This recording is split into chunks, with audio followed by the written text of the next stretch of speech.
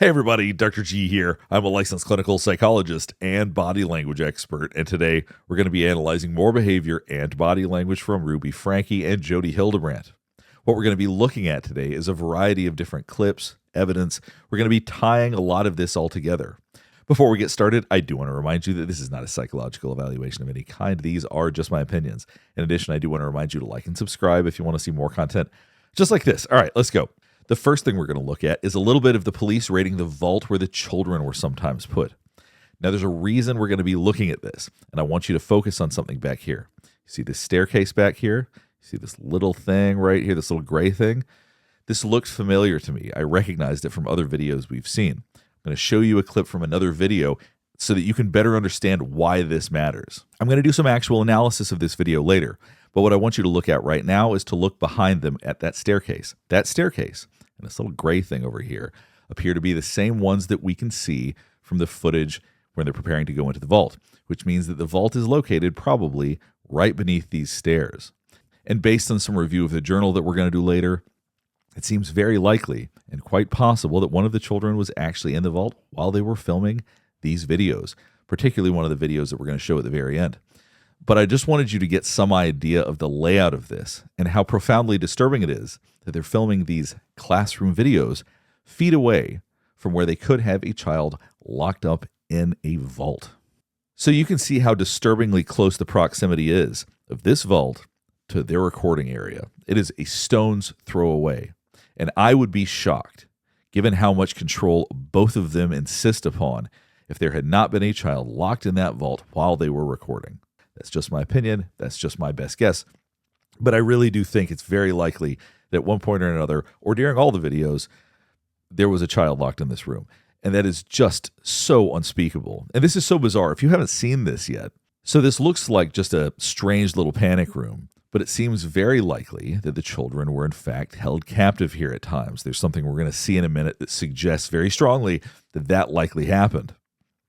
Now, I also want you to keep in mind, just because they were locked in here, they didn't have access to the sink or any of that. I presume they probably, based on everything we've seen so far, they probably turned the lights off and just had them sit there. Maybe the children had the lights on, but I find that exceedingly unlikely. So as they're going through all of this, they find in a drawer that there is, in fact, rope that it was used to bind the children. And so presumably, they would probably bind the children, leave them in this room, close the door. There are times in Ruby's journal where she refers to putting one of the children in a closet. I'm curious if this is what she's referring to or if it's actually the closet that E was found in during the raid on the home. So as you can see, there's handcuffs, there's rope, and this was in a drawer in this room. Now, in my last video, we looked at some of Jodi's body language when they first got to the house. I wanted to watch a little bit after they'd been there for a while. So the police officers have been there for a while. They've gone into her vault. Let's see a bit about what her body language says.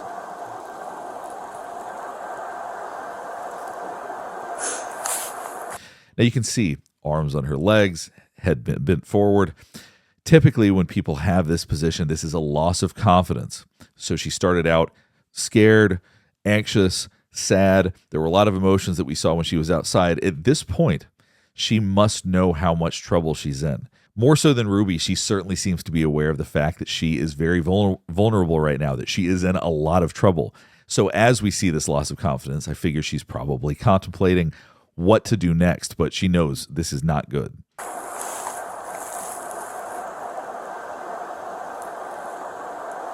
And as you can see, she's essentially sitting frozen. She's basically not moving at all. This goes back to that freeze, flight, or fight mechanism. She's stuck in freeze, essentially, because she wants so badly to hide. And there's really nothing she can do. She can't run. There's nothing that can be done. So she's essentially just sitting there still, trying her best to hide.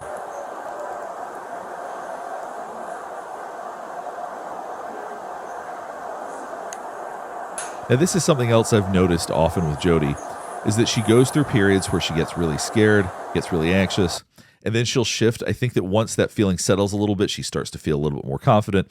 Now she's leaning back, something that we do when we're trying to create distance between ourselves and people that we're not comfortable with. So as she leans back, she crosses her legs, tries to appear a bit more comfortable. So she seems to go through waves of extreme fear, anxiety, sadness, all these feelings, and then tries to get a little bit more confident. And so this is pretty typical of her. We've seen this with her in other places as well. But as you can see, she's got her arms crossed over her abdomen, her legs are crossed. This is a way to close herself off a little bit, to try to make herself feel a little bit less vulnerable. Although at this point she has no control, which is an extremely uncomfortable place for her.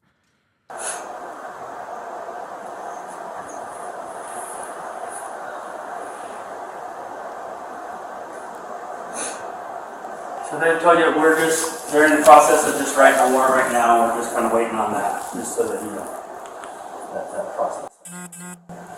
That's why we're just sitting around. Okay. What is the difference? Huh? What is the difference in a warrant? The difference is the reason we came in without a warrant. So as she's asking questions, as anybody would, I'm not saying that she shouldn't ask questions, but as she's asking questions, she's trying to get information to reduce her anxiety. Because the more predictable things are, the more information we have, we tend to be able to reduce stress and anxiety. Whereas somebody like Ruby Franke, she felt so emboldened and feels so powerful. She doesn't try to reduce her stress or her anxiety. She doesn't need information. She just sits there when we've seen her after her arrest. Warrant with what we call exigent circumstances, where we're worried about other children and things like that. And then once we've kind of solidified that and we don't have anything, then we have to write a warrant to be able to continue with our investigation on the home. Does that make sense? So. The children's mother is anyway. All right, so she's got her hand on the back of her neck. We do this when we're feeling extremely stressed. We rub the back of our neck, try to get all of those nerves engaged to calm ourselves down. Right now, she's talking about the children's mother. It sounds like she's saying the children's mother isn't here right now, or she's away, or something to that effect. It's a little bit hard to hear. But here she's planting the seed, I'm not the mother of these children. So let's see where she takes this. What's that? The children's mother is on her. Okay, great. That's great.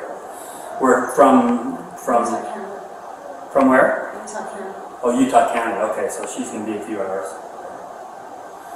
Okay. There's only 2 kids. There's just the 2 kids. Okay. Just a boy and a girl. And the boy is here. We're just staying with me for a little while. Huh? We're just staying with me for a little while. So she just said they're just staying with me for a little while. So she's already trying to set Ruby up as much as she can. I imagine that this was part of a manipulation, hoping somehow she'd be able to get out of this and just blame it all on Ruby. Clearly that didn't happen, but I can see her planting those seeds right now. Now, I recently did a video analyzing large parts of this journal, but there is a line here that stood out to me that I didn't cover in it that I want to explain to you now. So, August 21st, 2023, poking is a strategy/technique. R seems to respond to poking, pouring cold water, towel whip. So she's, once again, recounting her abuse and all of the awful things that she did. But poking, this is a very interesting phrase because this is one that Ruby and Jodi would use playfully with each other. Rather than using the word triggered, they prefer the term poked. So it's interesting that she is tying this in with her abuse, that all of this sort of ecosystem of insanity that the two of them had does connect. I'm going to show you a little bit of a video that explains poking for them, even though this is in a very literal sense, and the way they talk about it in the video may not seem as literal. It shows that people will tell you exactly who they are and exactly what they're doing. Now, if you've watched some of my previous videos, there are bits of this that I have analyzed before, but now that we know a lot more about the context of all of this, I thought that it would be interesting to tie some of this together. So I'm going to talk a little bit about body language and a little bit about some of the other ideas and concepts that emerged in the journal. Oh my goodness, guess what today is? It's March 11th, 2022. And on March 12th, the whole world shut down 2 years ago. And I said, I'm triggered. I'm feeling poked. I'm feeling poked. So they hate the word triggered, so they use the word poked instead. It's interesting that Ruby Franke held on to this, that in a very literal sense, she pokes her son. She says that's the few things that works is poking him.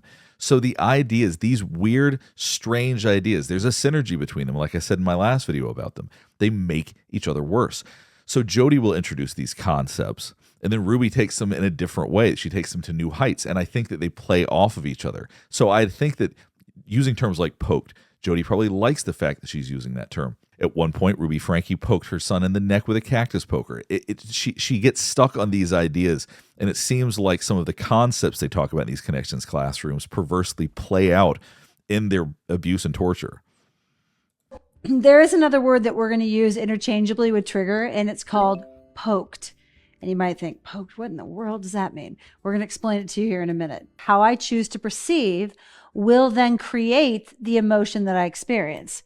Yeah, that's right. Well, a lot of people, they think I've talked in previous videos how there's a student-teacher dynamic between the two. Jodi's the expert, and Ruby's always trying to catch up. And you can see, I think that there's a lot of jealousy for Jodi. When Ruby starts to make a point, or when she starts to talk, she does try to make attention come back to herself. She does try to get bigger. She tries to be more emphatic. I think in a lot of ways, watch her body language. You're going to see how she tries to pull the attention back to herself, even though they're doing this together. experience causes the trigger. So when you hear, I'm sure you've heard people refer to PTSD, or that's a really triggering experience for me. Mm-hmm. What is missing is the perception of that experience. Right. That I'm always responsible for. See, you hear the short way that she says, right, because she wants Ruby to stop talking. She wants to be the center of all of this. And I think that jealousy had to have played in to some degree of why things played out the way that they did. And you're aware that your feet are cold. Or you remember that you're given the presentation, or Christmas morning and you realize Santa Claus has come. There you go. Or didn't come. I didn't come. This goes back, for those of you that don't know, and like I said, I covered this in a previous video, but it bears repeating because this is truly showing how even before a lot of the direct abuse that we know about was going on, she was torturing her kids, not giving them presents on Christmas, all of these things. It's a long story, but she seems to have great glee. She looks like she has real joy about this. And look at Jodi's face. She just could not be enjoying herself more than hearing her bring up the Christmas thing again, the idea of not giving their kids Christmas presents. Christmas morning and you realize Santa Claus has come. There you go. Or didn't come. I didn't come. Okay, more on that. There is a podcast on that. I'm triggered. Yeah, how many of you were triggered when I talked about Santa Claus? Trigger! And this is a mocking tone. It's the idea that what they did bothers people, the idea that people have no control over this. These are the kinds of things that are going to bring them so much joy. We can treat children these ways. There's nothing anybody can do about it. And we're in control of this. So we don't care if you're triggered or if you're angry. So the idea that they're bringing this up is very passive aggressive. It's a way to talk down to their audience and to talk down to the people who don't like what it is that they do. And then I was triggered by your trigger. Wait a minute. Okay. Okay. I'll give you this. Okay. So that's a good one. So it starts off by you having an experience. An experience means that you become aware of something. So I want you to see this because I'm fascinated by this interaction. This is when Ruby is talking about going axe throwing. And basically there's a room that I think is some sort of anger room or some sort of rage room, something where people can destroy stuff. But it's interesting to watch this because of the words that are used. Check this out. We walked into this axe throwing place and there was this room that I caught a peek of and I was like, ooh, what is that? There was glass all over. It was. Right now, Jodi seems to be engaged. She has that somewhat uncomfortable look that she always has, but she's paying attention. Bare walls, but the door, in other words, there's no windows. And I said, what is in that room? And they said, that is a panic room. And then she freezes. I think that's so interesting because what we're talking about is she has a panic room. She has that vault.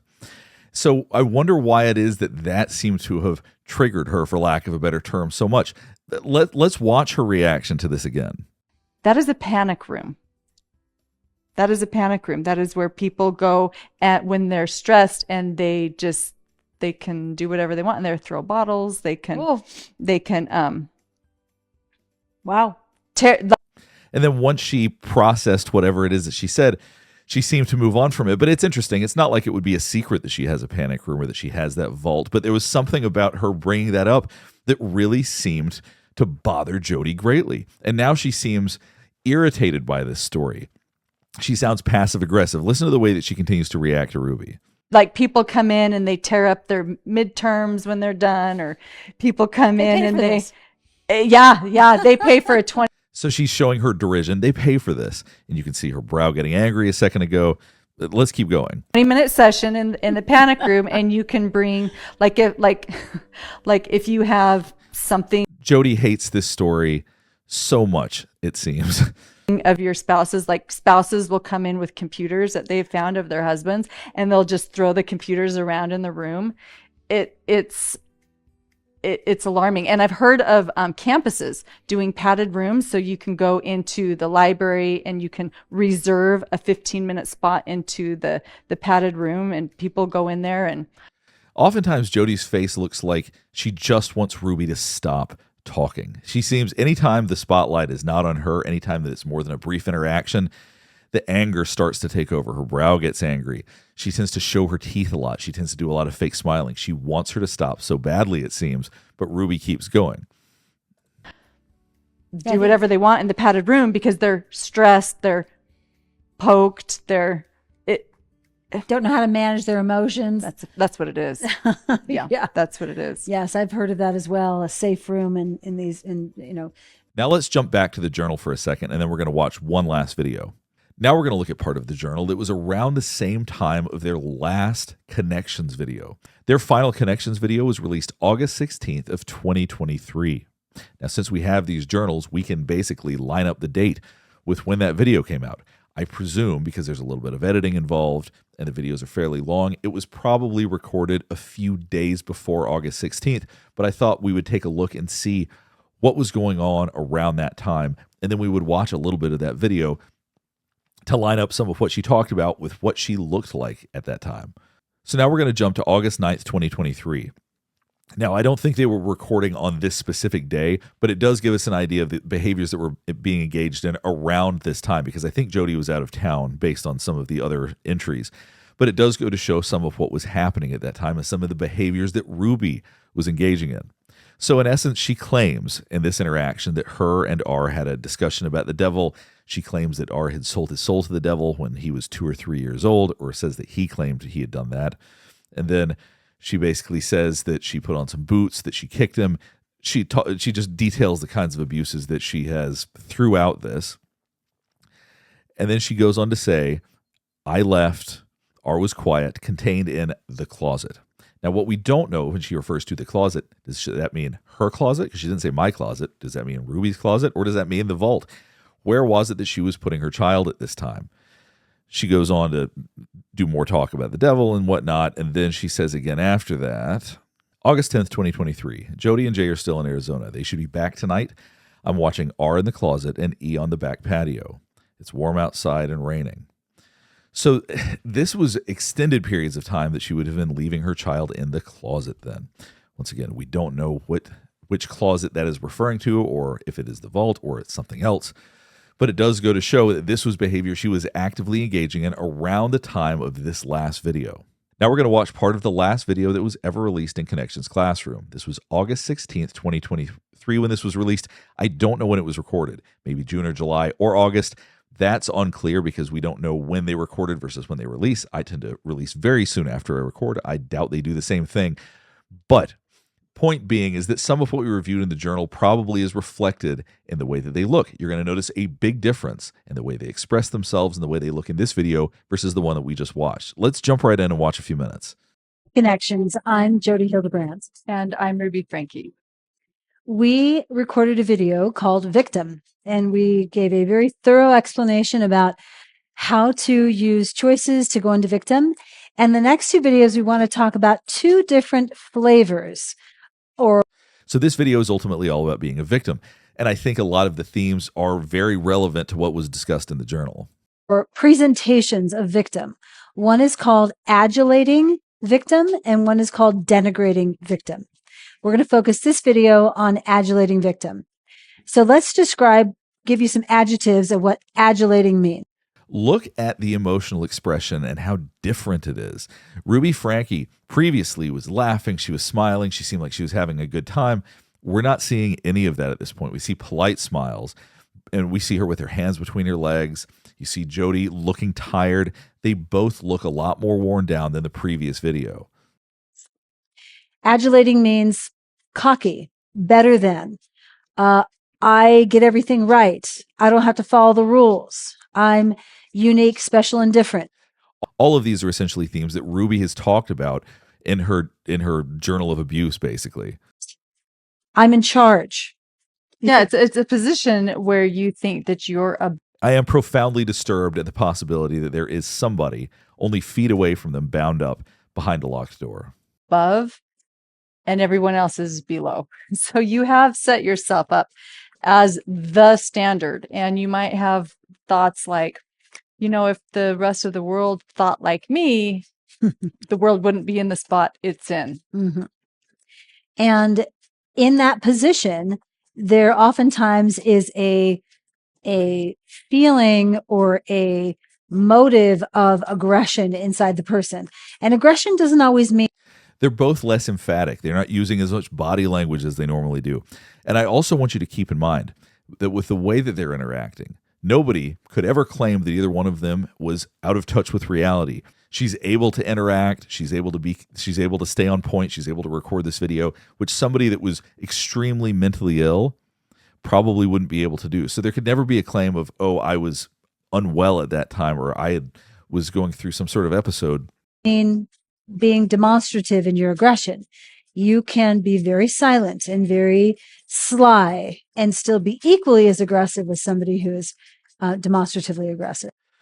Being silent and sly. This is the language that they use to talk about R. We saw this over and over again in the journal. Let me go back so you can hear that again. And aggression doesn't always mean being demonstrative in your aggression. You can be very silent and very sly and still be equally as aggressive as somebody who is demonstratively aggressive.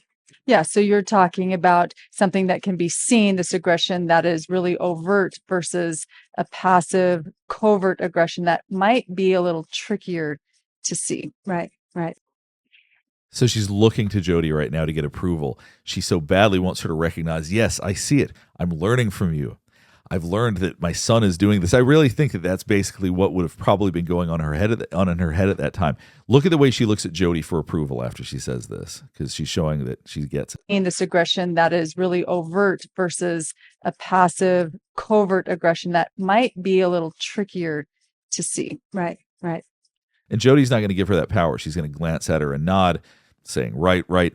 She wants to be dismissive for whatever reason right now. I don't know if they were irritated with each other or if Jodi just wanted control at that time, but the type of interactions they normally have looks very different this time than it has in previous videos. That connection, that laughter, even though a lot of it was cruel laughter, the ability to connect in that way does not seem there right now. And victim means I don't want to stay on. I want to just cruise through life, and I don't want to be awake and do the work of constantly discerning the difference between, okay, where's my responsibility and where's someone else's responsibility? Mm-hmm. Okay, where's my responsibility? You can see when she's using her hands for emphasis like this, Ruby Franke's really connecting with what she's talking about. She feels a lot about this. You can see Jodi looks a bit irritated per usual. She looks irritated in most of the videos. But as Ruby's talking about this, I really think that she's connecting this material with the way that she is treating and abusing her children right now. Well, you may know, and then just postures of how I use my choices to show up in an adulating victim posture. And you're going to see this on the level of individuals. You'll think, oh, that's my aunt, or you'll think, oh, that's me yesterday. Now you can see when she said yesterday, she lifts her eyebrows up, trying to bring emphasis to her face. She wants you to be looking at her at that time. She is truly trying to apply these principles in her real life. I do think that whatever yesterday was from whenever this was recorded, she very much experienced what she's talking about, or at least thought that she did. And you're going to see this on the level of individuals. You'll think, oh, that's my aunt, or you'll think, oh, that's me yesterday. Or you might see this going on in your neighborhoods and on a worldwide. There's so much more we could cover with them, and if you want me to do more videos on them, I will. There's more Connexions videos than I could possibly count, and I've covered some of them, but Like I said, if you're interested, I could do more.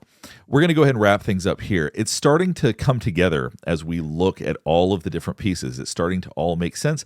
And frankly, it's so much worse than I had truly expected, even when we started getting more details. Now that the evidence is all out there, now that we're seeing a lot more of it, it is just horrific beyond words. Hopefully this is helping you make connections and helping you figure all of this out for yourself as well. If there's anything else you want me to cover specifically related to this case or others, please let me know in the comments below as always. Last thing before we get finished up is I do want to remind you to like and subscribe if you want to see more content just like this. All right, thanks for watching.